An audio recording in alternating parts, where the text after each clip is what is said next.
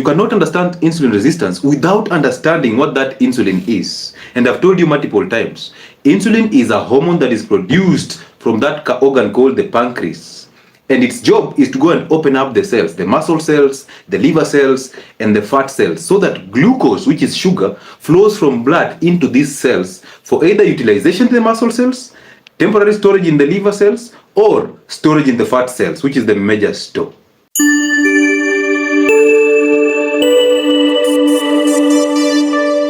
Some of these symptoms, most of you tell me, oh, you know what, Daktari, I have this. You see, we have one house of evil, and from that house, we have different demons coming out. So some of you are suffering from different demons, and you're only hoping that this demon will be different from the other one. Okay, so somebody is suffering from a fatty liver, and they're thinking their demon is quite different from somebody suffering from hypertension. They are different demons, but they hail from the same house. Now, the pharmaceutical companies are very clear, and the medical syllabus is intentionally treating symptoms. How? Instead of destroying the house of evil so that we let all these demons disappear, we will prefer handling each demon individually. And imagine what the medical syllabus has done. It has actually provided guidelines, and plus the HO organization, you know it? The HO. The HO. What they have done is they have provided guidelines to treat each individual demon. And each guideline is actually providing a large platform for the pharmaceutical companies to come in. So you're having cholesterol issues, there are guidelines to treat cholesterol. Those are drugs. You're having diabetes, there are another guidelines for diabetes, sponsored proudly by pharmaceutical companies that make anti-diabetic medication. There are the guidelines for that. There is hypertension here, other guidelines, more drugs. There is arthritis here, other demon, more drugs, other guidelines. And these guidelines are the same. The only difference is the year. And the only difference is the allowance that these people get, your experts, what the allowance that they get when they sit in those meetings everywhere in the country to just come out with the new guidelines, which are the same to last year. The only difference is the year. So that's what they do. With all the PhDs and all that, the only thing they can do is to review and then come back with the same document with a different year. So we are constantly treating different demons which are coming from the same house. Why don't we just burn that house, which is the kitchen? Why don't we burn that house and allow people to actually get off these small demons that are coming from this house? Why do we focus on different demons? It doesn't make sense at all. And I know, most of you have somebody you know who has suffered diabetes, you have somebody you know who has suffered hypertension, you have a stroke person you know, you have somebody who has arthritis, you have somebody who has a fatty liver, you have somebody who is fat and obese with a pot belly, if not you. So you have actually experienced it. And I help you understand how to help these people. Now, move with those people who want to move with you. Okay? Do not force people. Move with those who want to move with you. The rest shall perish. They must be a statistic so that we can actually use them to be a statistic. You hear them asking me, where is your research? Where is your this and this? I want them to be a statistic. Just the same way those who recover from our programs are actually a statistic. Oh, amazing story. So listen. Insulin resistance, you cannot understand insulin resistance without understanding what that insulin is. And I've told you multiple times, insulin is a hormone that is produced from that organ called the pancreas. And its job is to go and open up the cells, the muscle cells, the liver cells, and the fat cells, so that glucose, which is sugar, flows from blood into these cells for either utilization in the muscle cells, temporary storage in the liver cells, or storage in the fat cells, which is the major store. So if you have challenges with insulin, you will be unable to send sugar from blood into the cells, for either utilization or storage. Understand that. So that pancreas is very important. So when we are talking about insulin, we are talking about that organ called the pancreas. One organ that can actually carry the entire digestion single-handedly, from carbohydrates to proteins to fats to vitamins on its own. It produces a lot of enzymes and a lot of hormones that can actually come in to do digestion on its own. So if you mess up that pancreas, problems begin. So then once you know what insulin is, you will know it is a hormone that is produced immediately you consume a carbohydrate diet. That should start clicking a bell. That when you eat a carbohydrate diet, you will produce insulin so that you can actually handle the sugars that are coming from the carbohydrates. The challenge is here. Most of you think carbohydrates or sugar is just the table sugar and carbohydrates is just ugali. Did you know fruits have a very, very rich source of carbohydrate? Because when you're talking about carbohydrates, we are talking about 3 types of foods or 3 groups of micronutrients, which are actually brought down. Let me just put it this way. We are talking about 3 types of sugars. The galactose, which is the milk sugar. So therefore, milk has a carb, very good carb in it. Specifically boiled milk. So when you boil milk, you've denatured the protein, you've destabilized the fat, you've killed the enzymes. Now you're remaining with galactose, the sugar only. So those people who love, oh, chai yangu fupi ya maziwa, what are you doing? Plus bread, you're just eating so much carbs. Number 2, shock on you. You didn't know sugarcane is carb, yet it's fructose and sucrose, which is glucose and fructose. You didn't know that, right? Neither did you know that actually fruits are carbohydrates. Did you? No, because you didn't know fruits have fructose. You call it natural sugar, but you don't know sugar is a carb. Did you even know that vegetables are very rich in carbs? Because fiber is carbohydrate. Did you know that? Hello? Now you started opening up the route. Now you understand where we are going. So when you're talking about just chapati or wheat, ugali and rice, we are basically talking about glucose. The other sugar is fructose, the fruit, the honey, the sugarcane sugar, the processed food sugar. And then the next one is galactose, the milk sugar. So those 3 are what we're actually talking about when you say carbohydrates. However, glucose is actually victimized a lot because it is the one that causes a spike in insulin and blood sugars, which is basically glucose.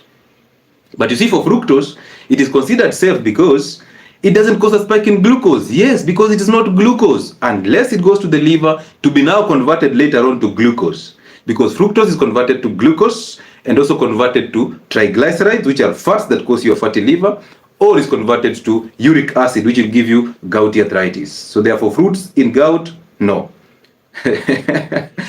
Therefore, fruits in a fatty liver, no. Therefore, sugarcane in a fatty liver, no. But look at yourself buying the lie that, you know what, sugarcane is natural sugar, and therefore you run in the morning and you go somewhere and pick a whole glass of sugarcane juice because your doctor told you that sugarcane juice is coming in to heal a fatty liver. What a mess.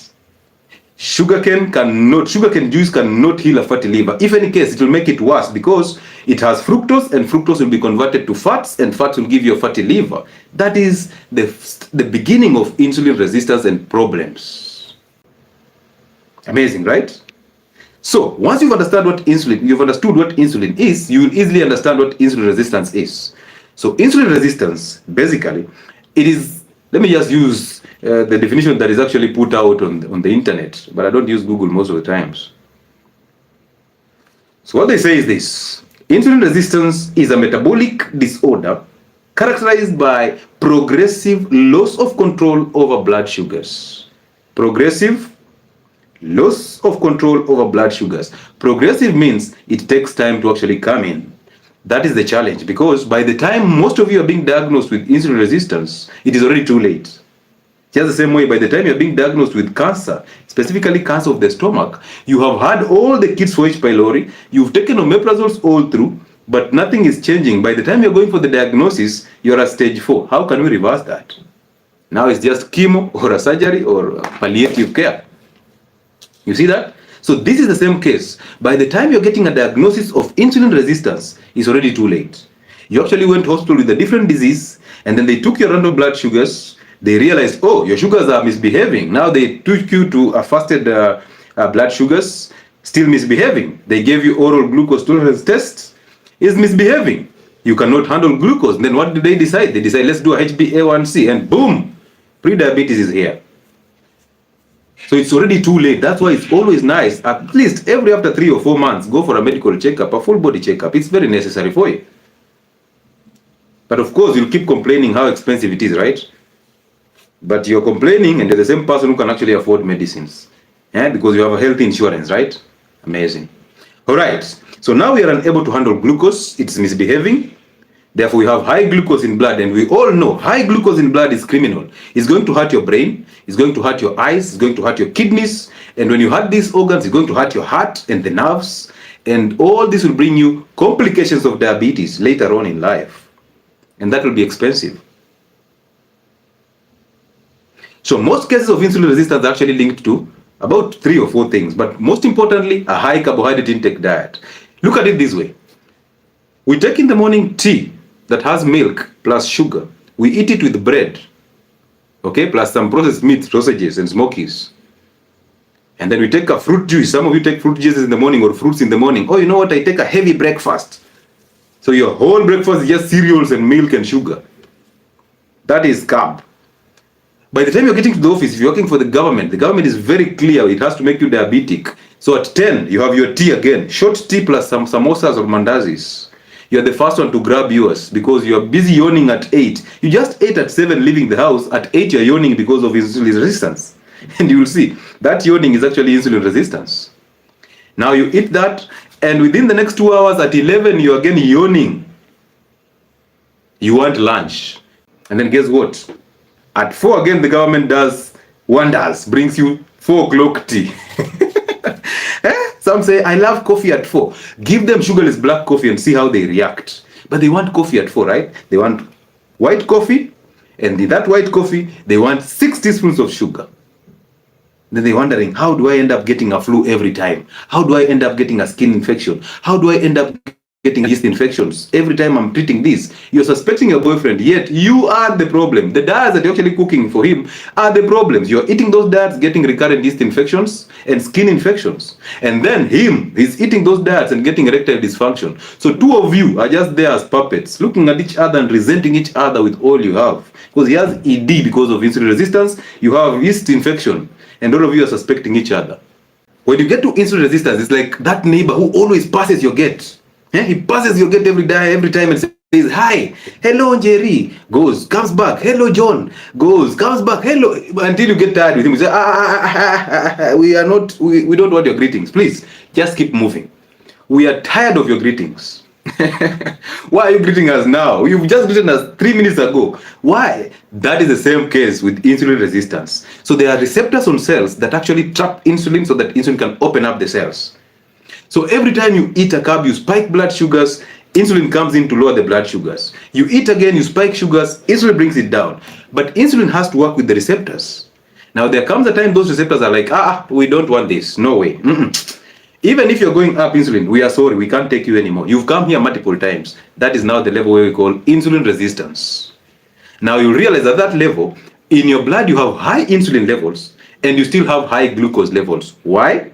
Because when you're eating carbohydrates, your glucose levels are going up, and now the pancreas is compensating by producing so much insulin because it knows you're suffering. We need to send this glucose somewhere, in the dump site, in the fat cells. That's how you start putting up weight. But now your glucose cannot go into the cells because the receptors for insulin are saying, we are tired. And some of you are so obese that your fat cells are already full. So therefore, even if you're bringing in insulin, you can't pump this insulin into the fat cells. It is impossible. And then now your doctor writes insulin therapy. That's a crazy idea. So you're actually suffering from insulin resistance. And then the doctor decides to give you insulin therapy. He has given you metformin. Metformin is a drug that improves sensitivity of insulin to the receptors on the cells.